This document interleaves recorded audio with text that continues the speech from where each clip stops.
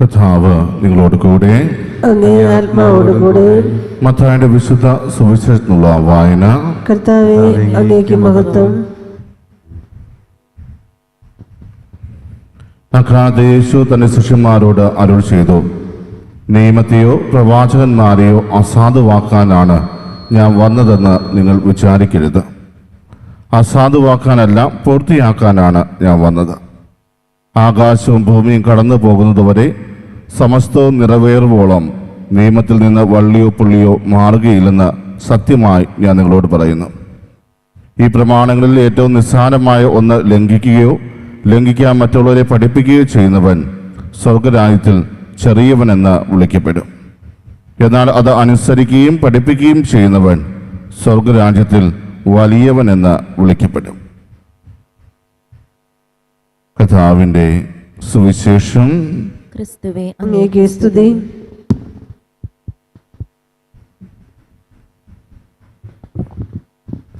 വിശാലത്തിന് സ്നേഹമുള്ളവരെ, ഇന്ന് തിരുസഭാ മാതാവ് നമ്മുടെ വിചിന്തനത്തിനായിട്ട് നമുക്ക് നൽകിയിരിക്കുന്ന വചനഭാഗം മത്തായിയുടെ സുവിശേഷം 5-ാം അധ്യായം 17 മുതൽ 19 വരെയുള്ള തിരുവചനങ്ങളാണ്. യേശു തന്റെ ശിഷ്യന്മാരോട് പറയുന്ന ഒരു കാര്യം, നിയമത്തെയോ പ്രവാചകന്മാരെയോ അസാധുവാക്കാനാണ് ഞാൻ വന്നതെന്ന് നിങ്ങൾ വിചാരിക്കരുത്.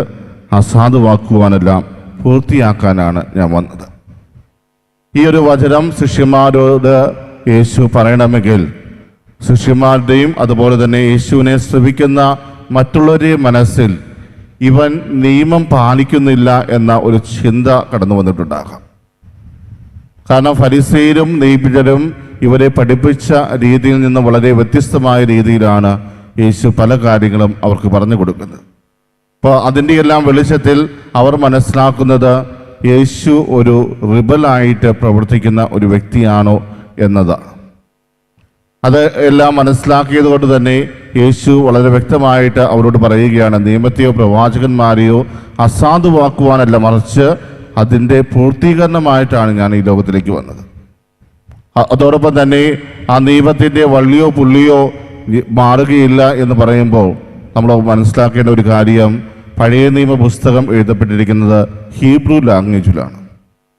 ഹീബ്രു ലാംഗ്വേജിൻ്റെ ഒരു പ്രത്യേകത എന്ന് പറയുന്നത് അത് അറബിക് ലെറ്റേഴ്സിനെ പോലെയാണ്. ഒത്തിരിയേറെ വള്ളികളും പുള്ളികളും എല്ലാം അതിനുണ്ട്. ഒരു വള്ളിയോ പുള്ളിയോ മാറിക്കഴിഞ്ഞാൽ അതിൻ്റെ അർത്ഥം പൂർണ്ണമായി മാറും. നമ്മൾ സാധാരണ വായിക്കുന്ന ഇടത്തു നിന്ന് വലത്തോട്ടാണ് നമ്മൾ വായിക്കുക. പക്ഷേ ഇവിടെ ഹീബ്രുവിൻ്റെ പ്രത്യേകത വലതു നിന്ന് ഇടത്തേക്ക് വായിച്ചു പോകണം. അപ്പോൾ അങ്ങനെ ഒത്തിരിയേറെ പ്രത്യേകതകൾ ഹീബ്രു ലാംഗ്വേജിലുണ്ട്.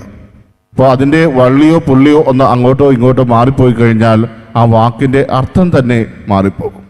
അപ്പോൾ അതിന് പോലും സമ്മതിക്കില്ല എന്ന് യേശു പറയുമ്പോൾ, പ്രിയമുള്ളവരെ, യേശു തൻ്റെ ജീവിതത്തിലൂടെ പഴയ നിയമത്തിൻ്റെ പൂർത്തീകരണമായിട്ടാണ് ഞാൻ ഈ ലോകത്തിലേക്ക് വന്നത് എന്ന് പ്രഖ്യാപിക്കുകയാണ്. പഴയ നിയമത്തിൽ പുതിയ നിയമത്തിൻ്റെ വെളിപ്പെടുത്തൽ നമുക്ക് കാണുവാൻ സാധിക്കും. പഴയ നിയമത്തിൽ പുതിയ നിയമം ഒളിഞ്ഞിരിക്കുന്നതായിട്ട് നമുക്ക് കാണുവാൻ സാധിക്കും. അത് വെളിച്ചത്ത് കൊണ്ടുവരുന്നത് തീർച്ചയായും യേശു ക്രിസ്തുവാണ്. അതിൻ്റെ ആന്തരിക അർത്ഥങ്ങൾ പലപ്പോഴും മനസ്സിലാക്കാതെ പല രീതിയിലും അവർക്ക് ഭാരമാകുന്ന രീതിയിലേക്ക് ആ നിയമങ്ങൾ വളച്ചൊടിക്കുകയും വ്യാഖ്യാനിക്കപ്പെടുകയും ചെയ്തപ്പോൾ ജനങ്ങളെല്ലാം ആ നിയമത്തെ സ്നേഹിക്കുന്നതിന് പകരം വെറുക്കുവാൻ തുടങ്ങിയിരുന്നു. പല അവസരത്തിലും ഈ നിയമങ്ങൾ തങ്ങളുടെ നല്ല നടത്തിപ്പിന് വേണ്ടി ദൈവത്താൽ നൽകപ്പെട്ടതാണ് എന്ന തിരിച്ചറിവിലേക്ക് കടന്നു വരുന്നതിന് പകരം ഈ നിയമം എന്ത് കഠിനമാണ് എന്ന് ചിന്തിക്കുന്ന തലത്തിലേക്ക് യഹൂദ ജനത മാറിക്കൊണ്ടിരിക്കുമ്പോഴാണ് യേശു അവരുടെ ഇടയിലേക്ക് കടന്നു വരികയും ഇതിൻ്റെ യഥാർത്ഥ അർത്ഥം എന്താണ്, ഇതെല്ലാം എന്തിനു വേണ്ടിയാണ് നിങ്ങളോട് പറഞ്ഞിരിക്കുന്നത്, ഇതിലൂടെ നിങ്ങൾക്ക് എന്താണ് നേടാൻ സാധിക്കുക എന്നെല്ലാം യേശു വളരെ വ്യക്തമായിട്ട് പറഞ്ഞിരിക്കുക. ദൈവത്തിൻ്റെ നിയമം അടങ്ങിയിരിക്കുന്നത് ദൈവസ്നേഹത്താലാണ്. ആ ദൈവസ്നേഹം ഉണ്ടെങ്കിൽ മാത്രമാണ് ദൈവത്തിൻ്റെ നിയമം കൃത്യമായിട്ട് പാലിക്കാൻ സാധിക്കുള്ളൂ. പലപ്പോഴും ഈ സ്നേഹമില്ലാത്ത അവസ്ഥ അവരുടെ ഉള്ളിലേക്ക് കടന്നു വന്നപ്പോൾ തങ്ങളുടെ അയൽക്കാരൻ ആരാണെന്ന് പോലും സംശയിക്കുന്ന തലത്തിലേക്ക് അവർ മാറിയിരുന്നു. അതുകൊണ്ടാണ് നല്ല സമരിയാക്കാരൻ്റെ ഉപമ പോലും അവിടെ കൃത്യമായിട്ട് അവതരിപ്പിക്കുന്നത്. കാരണം ആരാണ് എൻ്റെ അയൽക്കാരൻ എന്ന് ചോദിക്കുന്ന തലത്തിലേക്ക് അവരുടെ ചിന്താഗതികൾ മാറിയത് കൊണ്ടാണ്.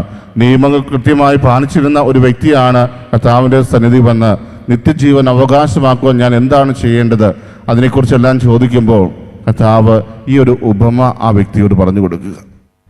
നല്ല സമരിയാക്കാരൻ്റെ ആ ഉപമ പറയുമ്പോഴും അവന് കൃത്യമായിട്ട് മനസ്സിലാക്കാൻ സാധിക്കുന്നില്ല എന്തുകൊണ്ടാണ് യേശു ഇത് പറഞ്ഞത്.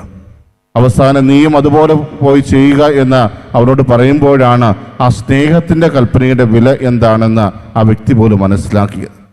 അതിനാൽ പ്രിയമുള്ളവരെ, ഈ സുവിശേഷ ഭാഗത്തിലൂടെ യേശു പറയാൻ ആഗ്രഹിക്കുന്നത് ഞാൻ എല്ലാ നിയമങ്ങളുടെയും പൂർത്തീകരണമാണ്. ആ നിയമത്തിൻ്റെ പൂർത്തീകരണമായി ഞാൻ നിങ്ങളുടെ ജീവിതത്തിലേക്ക് കടന്നു വരുമ്പോൾ ഞാൻ നിങ്ങളോട് പറയുന്ന കൽപ്പന, നിങ്ങൾ പരസ്പരം സ്നേഹിക്കുവിൻ. ആ ഒരു കൽപ്പനയാണ് യേശു തൻ്റെ പരസ്യ ജീവിതകാലത്ത് നമ്മളെ കൂടുതലായിട്ട് പറഞ്ഞു പഠിപ്പിച്ച ഒരു കൽപ്പന. സ്നേഹത്തിലാണ് എല്ലാം അടങ്ങിയിരിക്കുന്നത്. സ്നേഹമാണ് നമ്മളെ മുന്നോട്ട് നയിക്കേണ്ടത്. ഈ നോമ്പുകാലത്ത് നമ്മുടെ മനസ്സിലും പതിപ്പിക്കേണ്ട ഒരു കൽപ്പനയും അതുതന്നെയാണ്. സ്നേഹത്തിൽ പരസ്പരം ഒന്നായി മാറുക, പരസ്പരം സ്നേഹിക്കുക, പരസ്പരം ക്ഷമിക്കുക, പരസ്പരം മനസ്സിലാക്കുക. പരസ്പരം മനസ്സിലാക്കി മുന്നോട്ട് പോകുമ്പോൾ കുടുംബജീവിതത്തിലും സന്തോഷവും സമാധാനവും നിറയും. ആ ഒരു കൃപയ്ക്ക് വേണ്ടി ഇന്നത്തെ ദീപബലി നമുക്ക് ആത്മാർത്ഥമായിട്ട് പ്രാർത്ഥിക്കാം. സർവശക്തനായ ദൈവം നമ്മെ ഓരോരുത്തരെയും സമൃദ്ധമായിട്ട് അനുഗ്രഹിക്കട്ടെ. ആമേൻ.